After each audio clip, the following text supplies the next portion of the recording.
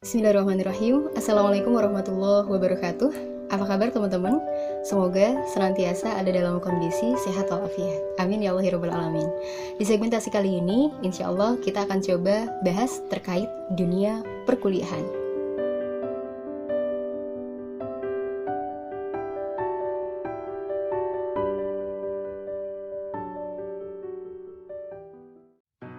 Sengaja teman-teman saya menggunakan topi karena setiap langkah adalah juang. Karena di dunia perkuliahan ini tentu banyak sekali perjuangan-perjuangan yang harus kita tempuh di dalamnya. Nah, salah satu hal untuk memasuki jenjang dunia perkuliahan tentu ada beberapa ketakutan-ketakutan yang dirasakan sehingga menghalangi langkah kita untuk masuk ke dunia perkuliahan. Sekarang di sini di antara teman-teman yang nonton video kali ini, apakah ada yang merasakan ketakutan-ketakutan sehingga menghalangi langkahnya teman-teman untuk memasuki dunia perkuliahan? Kalau ada, coba tulis di kolom komentar, tuliskan, sebutkan apa sih ketakutan-ketakutan teman-teman dalam memasuki dunia perkuliahan, sehingga ketakutan-ketakutan teman-teman itu tadi menghalangi teman-teman, menghalangi langkahnya teman-teman untuk memasuki dunia perkuliahan.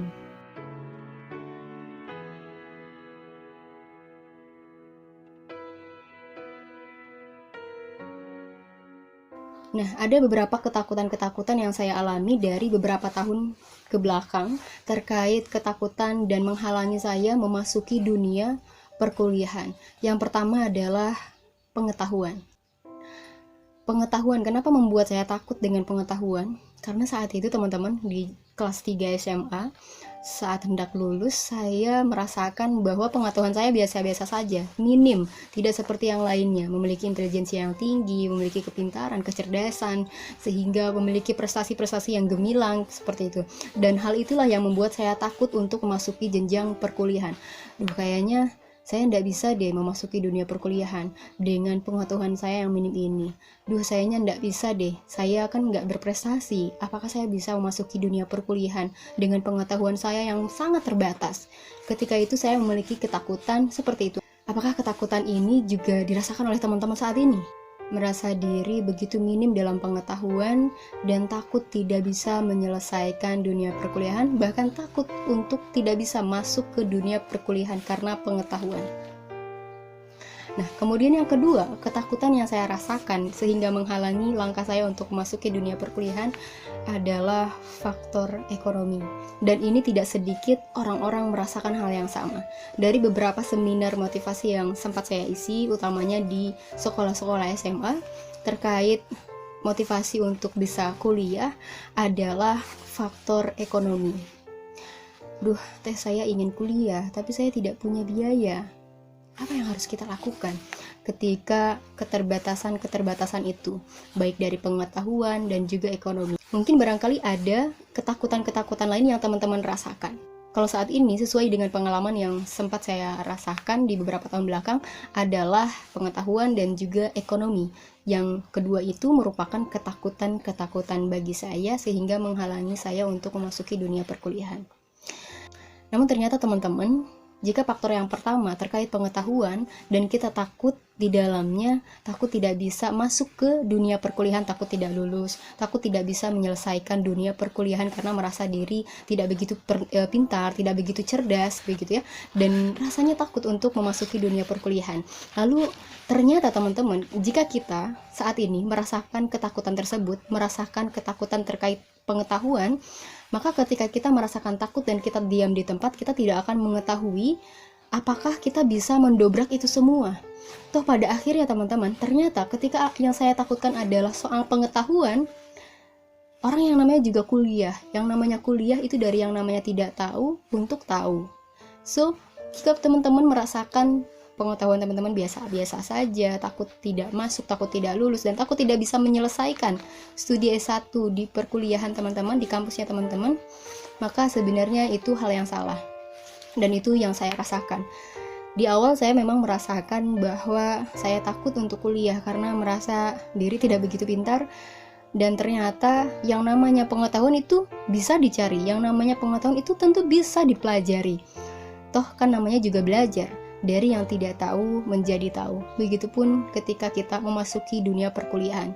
Jadi ketika teman-teman ingin memasuki dunia perkuliahan dan memiliki ketakutan atau kendala dalam pengetahuan, maka dobrak saja teman-teman.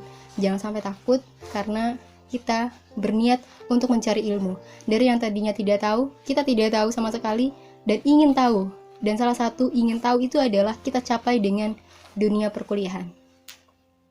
Kemudian yang kedua, ketakutan yang menghalangi jenjang perkuliahan adalah faktor ekonomi. Apakah teman-teman juga merasakan hal yang sama saat ini?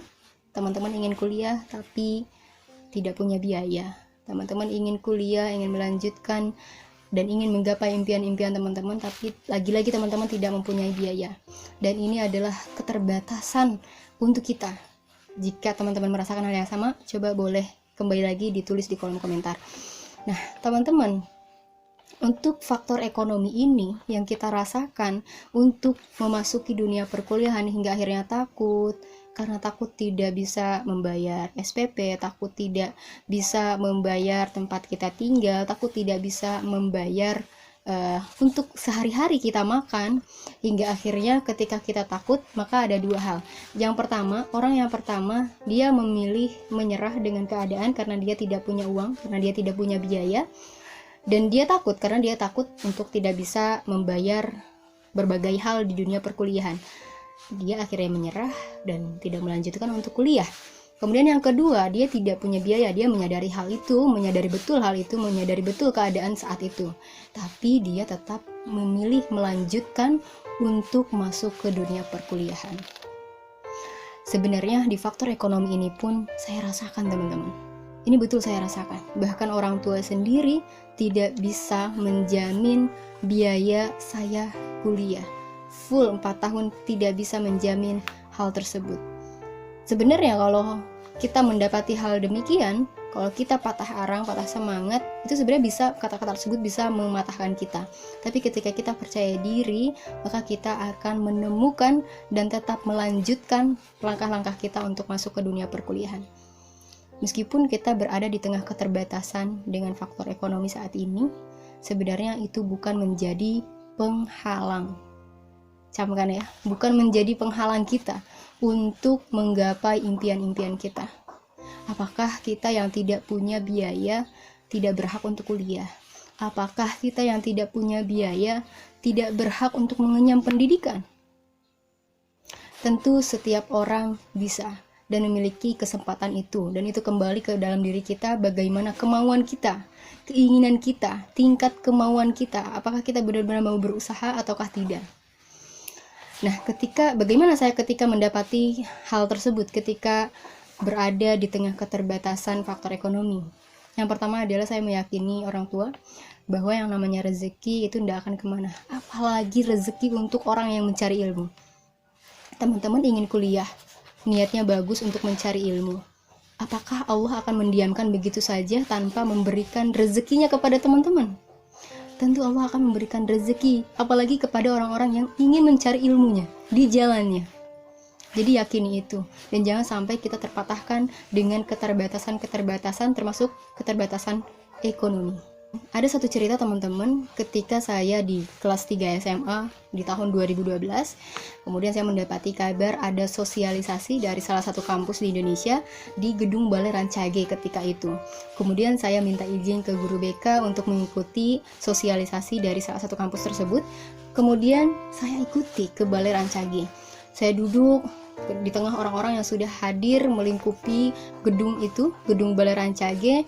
Semuanya duduk rapi dan saya duduk paling belakang.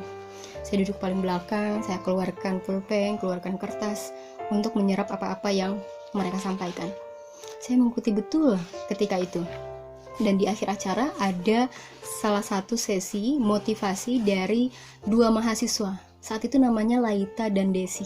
Ini adalah mahasiswa IPB. Yang satu dia berhasil student exchange, lalu kemudian yang kedua ini adalah seorang putri dari anak supir angkutan umum, dan hingga akhirnya dia berhasil menjadi seorang mahasiswa di kampus tersebut.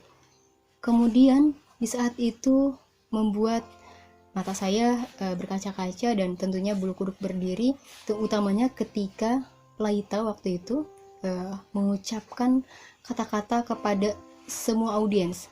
Tetaplah bermimpi, terus bermimpi, tuliskan mimpimu, ikuti panggilan jiwamu. Mahasiswa, ya saya bisa.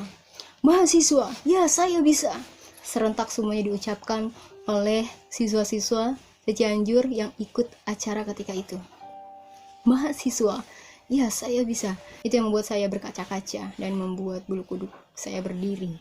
Dan ketika mendengar cerita-cerita motivasi dari mereka, itu yang membuat saya yakin bahwa orang-orang di tengah keterbatasan ekonomi pun sebenarnya mampu dan bisa untuk masuk ke dunia perkuliahan. Contohnya yang tadi saya dapatkan dari sosialisasi salah satu universitas di Indonesia ini adalah dia terlahir dari bapaknya seorang angkutan umum. Dia dari keluarga yang tidak mampu, tapi akhirnya bisa untuk menjadi mahasiswa yang berprestasi di kampusnya. Apakah kita yang saat ini pun memiliki keterbatasan ekonomi, apakah tidak bisa masuk ke dunia perkuliahan?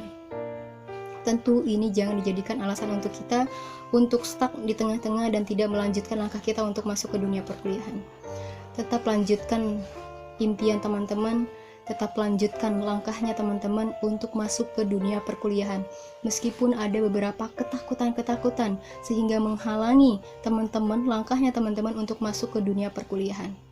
Jika tadi saya di beberapa tahun ke belakang yang saya rasakan ketakutan-ketakutan itu yang menghalangi saya untuk masuk ke dunia perkuliahan adalah pengetahuan dan ekonomi, maka barangkali ada juga ketakutan-ketakutan lain yang teman-teman rasakan. Namun, semoga apapun ketakutan-ketakutan yang teman-teman rasakan, kita bisa menghadapinya. Kita gantungkan segala harapan-harapan kita hanya kepada Allah Subhanahu wa Ta'ala. Kita ingin sekolah, kita ingin kuliah, tapi terbatas merasakan ketakutan dari sisi pengetahuan. Kita terbatas dari segi ekonomi, dan banyak yang terpatahkan dari ketakutan-ketakutan itu. Namun sejatinya, kita jangan sampai patah arang, kita jangan sampai terpatahkan dengan ketakutan-ketakutan tadi, karena la quwata illa billah, tidak ada daya dan kekuatan kecuali atas izin Allah. Diriwayatkan oleh Imam Ja'far rahimahullah berkata, apabila seorang hamba berkata la haula wala quwata illa billahil aliyil azim, sungguh tidak ada daya dan upaya, tidak ada daya dan kekuatan kecuali atas izin Allah. Maka Allah Subhanahu wa Ta'ala menjawab, wahai para malaikatku, hambaku yang ini telah berpasrah diri, maka bantulah dia, cukupilah dia, penuhi hajat-hajatnya, keinginan-keinginannya. Ketika kita menyadari betul bahwa kita tidak ada daya dan upaya, maka Allah akan penuhi segala hajat-hajat kita, termasuk keinginan kita untuk masuk ke dunia perkuliahan di tengah keterbatasan-keterbatasan yang ada. Pengetahuan bisa dipelajari. Secara ekonomi, Allah akan jamin rezeki bagi orang-orang yang mencari ilmu. Kita bisa eksplorasi diri dengan mencari berbagai beasiswa, bisa mengikuti beberapa usaha-usaha yang kita lakukan untuk menghasilkan, sehingga kita bisa tetap melanjutkan dunia perkuliahan dengan niat kita yang mulia, dengan tujuan kita untuk mencapai impian-impian mulia kita.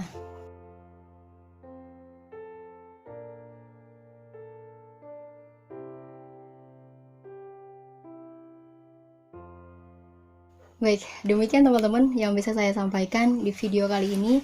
Semoga bermanfaat, melahirkan kebaikan untuk teman-teman, dan semoga teman-teman yang memiliki etika, memiliki niat untuk kuliah, ingin melanjutkan ke dunia perkuliahan, semoga teman-teman bisa mewujudkan apa-apa yang menjadi impian-impian teman-teman semua yang ada di sini. Sungguh, sekali lagi, kita tidak ada daya upaya kecuali hanya atas izin Allah Subhanahu wa Ta'ala, termasuk ketika kita ingin masuk ke dunia perkuliahan. Semangat selalu, semoga Allah senantiasa membukakan pintu-pintu kebaikan untuk kita semua. Alhaqqu min rabbika fala takunanna minal mumtarin, unzur ma qala wa la tanzur man qala. Wabillahi taufiq wal hidayah. Wassalamualaikum warahmatullahi wabarakatuh. Sampai jumpa di video berikutnya.